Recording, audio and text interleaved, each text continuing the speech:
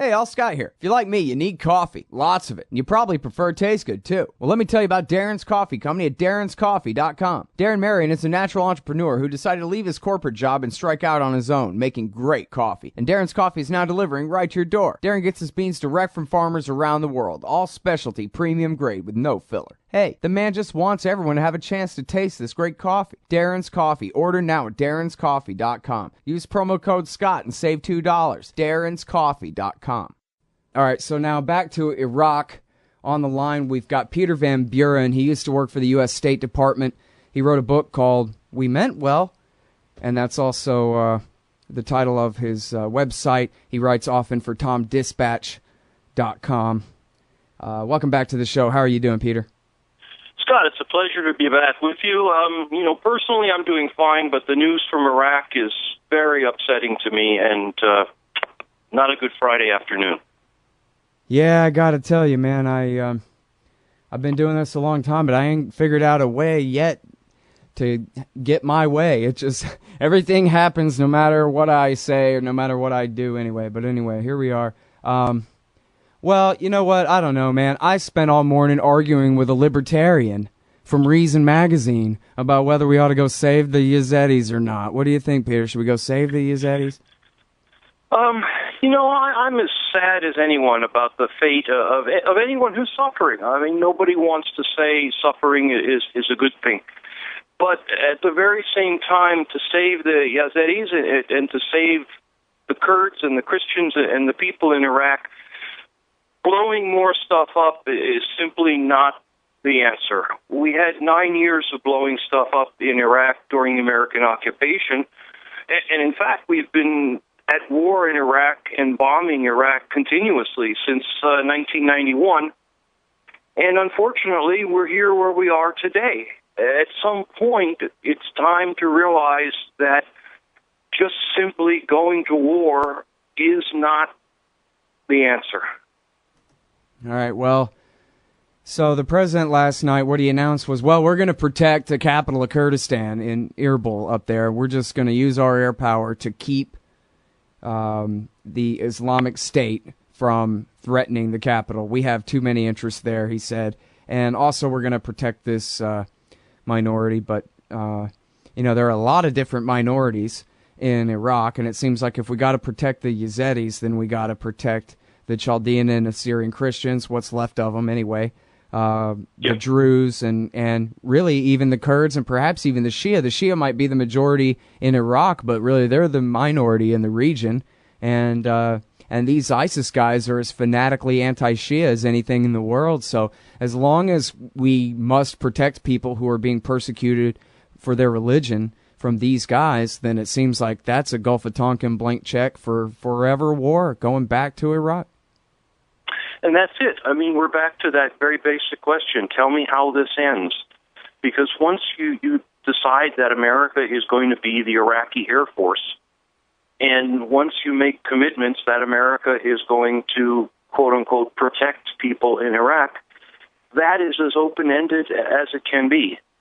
But I want to circle back real quick and talk about the Christians. And again, with the caveat that no one wants to see anyone suffer, I think it's very important to remind listeners that approximately half of Iraq's Christians were either killed, run out of their homes, or fled Iraq during the American occupation.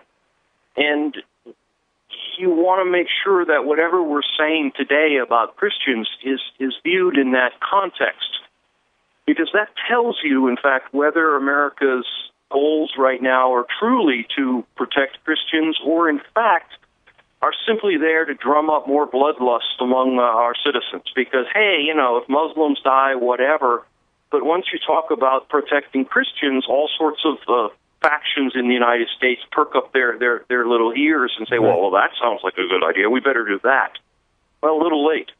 Yeah, got to come up with a consensus somewhere. Yeah, it's funny, they're just personally speaking, but I can speak for all antiwar.com and a lot of other anti-war people all these years have been complaining that the more we fight war there, the worse these little minority groups are. And it's not even just the cost of their individual human lives, which are each priceless, but it's the erasure of civilizations that have existed there for 2,000 years, who survived Genghis Khan, but not George W. Bush.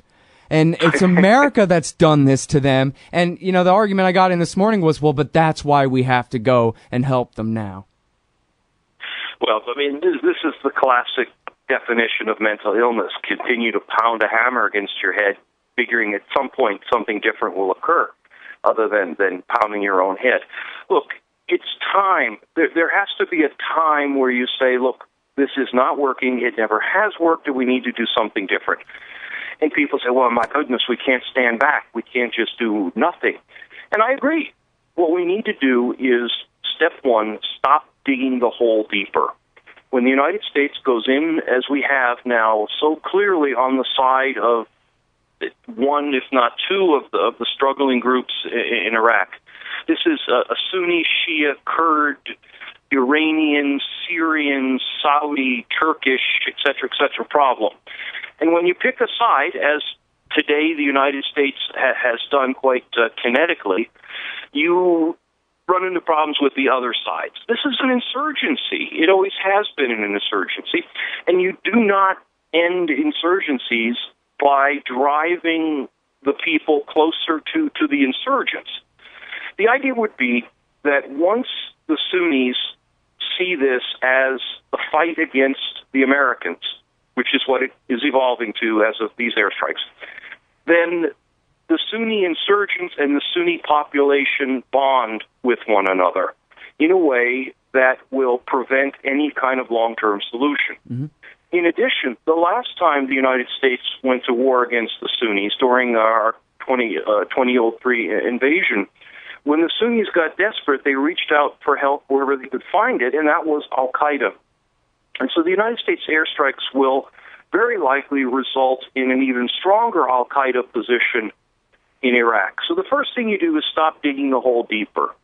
Second, the United States now has some measure of I don't want to say control, but authority over the Shia government. They're desperate.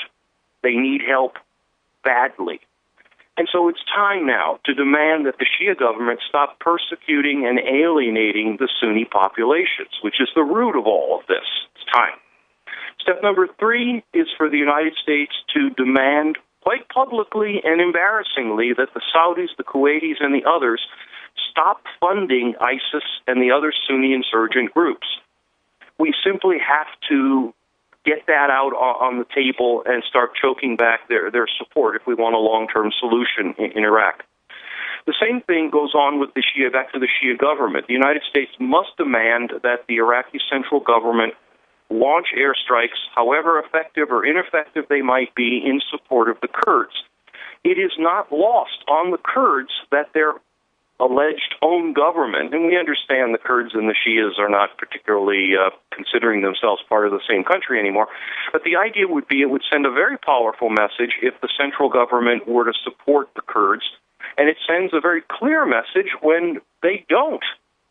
The last thing is the whole idea of this humanitarian aid. Humanitarian aid is a good thing, but by the United States delivering it unilaterally, it once again sets up these dynamics, the Sunni-Shia dynamics. It also exposes American military to risks. The United States should supply the humanitarian aid through the United Nations, through the Red Crescent, and clearly separate the good things that we do from the bad things that we do. During the Vietnam War, this was referred to as fuck 'em and feed 'em. During the night, we dropped bombs. During the day, we dropped food. And eventually it didn't work out at all. It's time for a long-term solution. And for the people who say we should do something, well, I just threw out 5 talking points. Let's hear a response from the other side. Sounds good. I got a few follow-ups on the other side of this break. We'll have to settle for that for now. It's Peter Van Buren. He's the author of We Meant Well, about his time working for the U.S. State Department in Iraq. He's got a blog by that same name, and writes for TomDispatch.com, and we'll be right back after this. Oh, John Kerry's Mideast peace talks have gone nowhere. Hey, Scott Horton here for the Council for the National Interest at councilforthenationalinterest.org. U.S. military and financial support for Israel's permanent occupations of the West Bank and Gaza Strip is immoral, and it threatens national security by helping generate terrorist attacks against our country. And face it, it's bad for Israel, too. Without our unlimited support, they would have much more incentive to reach a lasting peace with their neighbors. It's past time for us to make our government stop making matters worse. Help support CNI at councilforthenationalinterest.org. All right, you guys, welcome back to the show.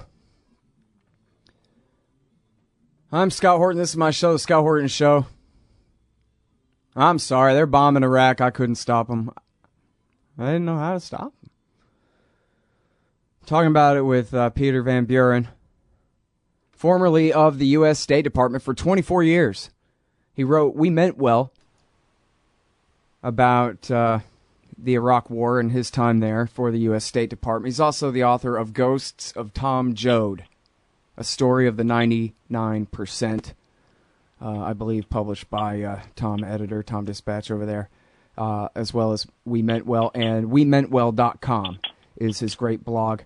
All right, so, Peter, a few things there to go back over here. First of all, sure. I want to talk about the, hey, Maliki, it's time for you to stop being so lousy at being prime minister point there. You know, there's a lot of talk. I don't know how true it all is, but there's a lot of talk about a lot of Ayatollahs around the world saying that Sistani's right, pal, that you need to step aside and let somebody better come in and what have you. Only here's my thing about that, and I know that you know all about this subject like the back of your hand, is that the benchmarks from the surge of 2007 were supposed to be met by September, or August even, and they were supposed to be that by creating a security situation of stability, at least in the capital city, for the first time the entire war long, that they would provide the political environment for the Sunnis and the Shia to finally shake hands, for Maliki to adopt Petraeus's same bribe the Sunnis to not shoot you policy of the awakening, and that then we could leave and everything would be more or less okay. The Shia would have their majority, but they wouldn't be lording it over the Sunnis so bad that they would end up going back to war. And yet they never met those benchmarks in the first place. Never met them in the first place. And I know that times were, you know, better than they are now between the Sunni and the Shia. Over the last couple of years, it's gotten really, really bad. The political factions, I mean. But it sort of sounds like if you had the very best Iraqi that you could possibly have in there, the most talented bureaucrat of all bureaucrats on the planet, to come in and try to put Humpty Dumpty back together again. There are no Sunni tribes now who are powerful enough to take on ISIS and defeat them. The best that they could hope for would be what? Bringing in the Iranians or something. But anyway, I'm sorry, that was a separate question. Let's stick to the domestic thing. How in the hell is anyone supposed to get the Sunnis in general, never mind ISIS, but the Sunnis who are tolerating ISIS now, to come back toward Baghdad at halfway through 2014? Well, you've very succinctly explained why there's probably no good solution here, and chaos will continue in Iraq for some time. The points that I threw out before the break are really more to kind of make clear the actual issues here and the problems, that this goes far beyond the black and white meme that the American media is promoting, that these are the bad ISIS devils versus the loyal Kurds and the devout Christians. I mean, it's nowhere close to that. That said, if you want to talk about what is needed to start resolving this, then you've got to talk about these issues. Maliki, of course, is a symptom. He's not the cause. If Maliki were to disappear today, and Lord knows that guy is worried about the bullet in the back of the head, I'm certain, whether the United States fires the gun or somebody else. If Maliki were to disappear today, other than some pretty words, it's doubtful anything would change. The difference between 2003, 2006, 2007, with the surge in 2011 when the United States left Iraq for the most recent time, the difference is that the Shias are desperate now. They've never been this frightened of it all collapsing around them, and they've never needed a rescuer this badly. Up until this time, they've had it pretty good. They've been able to basically do what they wanted to the Sunnis, and the Kurds in the United States vaguely supported them, but mostly just stayed out of the way and let them do whatever they wanted. They're desperate now, and when people are desperate, they're going to have to figure out ways to make deals. The mistake America is, well, one of the mistakes America is making is not exploiting that, is not pushing on it. We threw in the airstrikes, and we don't seem to have asked for anything in return. This is not how diplomacy is done. It's not even how buying a used car is done.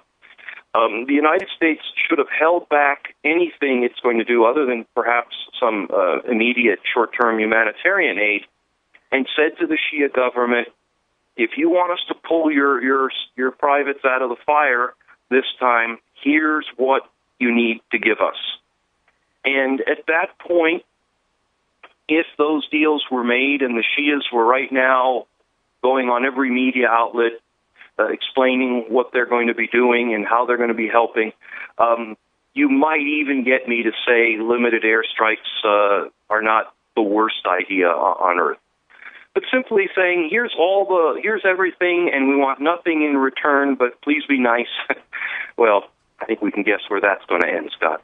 Yeah, well, and as far as intervening at all here, isn't that just the number one surefire way to turn these guys against the United States? I mean, nothing, nothing including sending the entire Marine Corps over there is going to eliminate them. We already had the entire Marine Corps over there, and it didn't eliminate them. And so airstrikes are going to do nothing except paint a target on my family's head here. Exactly. Look, the way to fight an insurgency, counterinsurgency theory 101, it is very clear. It says that you've got to separate the insurgents from the people who support them. Even Mao, way back when he defeated the people running China, he said the people are the water that the fish swims in. If the Americans, an outsider, an infidel, a crusader, bomb Sunni targets, then that will do nothing but drive the Sunni population of Iraq closer to ISIS and potentially bring al-Qaeda into the fight in a much bigger and more profound way. It's very simple. You have got to find a way to get on, to separate the Sunni people from the insurgents, and one of the ways not to do that is to get involved militarily again. Yeah, and I'm just pretending, but I'm putting myself in Abu Bakr al-Baghdadi's shoes, and I'm saying priority one is to attack the United States and get them involved in this thing. And he must be laughing his ass off that Barack Obama's already sent the F-18s without even an attack against the United States as a pretext this time. Oh, just a little humanitarian rescue mission, huh? Send in the A-team, and blam, there you go. America's already up to our eyeballs in the Iraq war again. Great. They must be laughing their asses off at us right now. Zawahiri, too. Precisely. Look, bin Laden was quoted after 9/11 as saying, he never could have imagined how successful one terror act was in terms of crippling the United States. And that's now we've handed that to ISIS and whoever else is there, and we use the term ISIS, loosely here. Yeah. It's a collection of people and organizations. Let me keep you one more segment here, Peter. Would that be all right? I can only stay a couple of minutes, Scott. Oh, okay. I'm so sorry. Well, I'll let you go. I'll let you go. Thanks so much, though, for the great interview. I appreciate it. My apologies, and no there's problem. going to be enough Iraq crisis so we can come back next week. Okay, great. That's Peter Van Buren, everybody. WeMeantWell.com. Phone records, financial and location data, Prism, Tempora, X-Keyscore, Boundless Informant.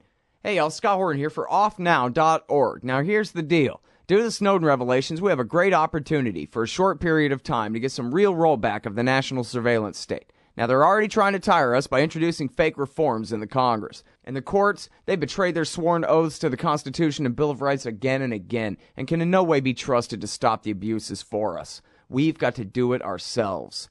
How? We nullify it at the state level. It's still not easy, but the Off Now project of the 10th Amendment Center has gotten off to a great start. I mean it. There's real reason to be optimistic here. They've gotten their model legislation introduced all over the place, in state after state. I've lost count, more than a dozen. You're always wondering, yeah, but what can we do? Here's something important, Something that can work if we do the work. Get started cutting off the NSA support in your state. Go to offnow.org.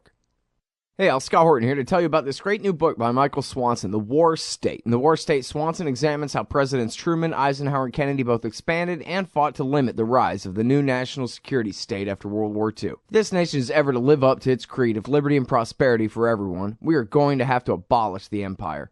Know your enemy. Get The War State by Michael Swanson. It's available at your local bookstore or at Amazon.com in Kindle or in paperback. Just click the book in the right margin at scotthorton.org or thewarstate.com. Hey, you own a business? Maybe we should consider advertising on the show. See if we can make a little bit of money. My email address is scott@scotthorton.org. Hey, Scott Horton here. It's always safe to say that one should keep at least some of your savings in precious metals as a hedge against inflation. And if this economy ever does heat back up and the banks start expanding credit, rising prices could make metals a very profitable bet. Since 1977, Robertson Roberts Brokerage Inc. has been helping people buy and sell gold, silver, platinum, and palladium, and they do it well. They're fast, reliable, and trusted for more than 35 years. And they take Bitcoin. Call Robertson Roberts at 1-800-874-9760 or stop by rrbi.co.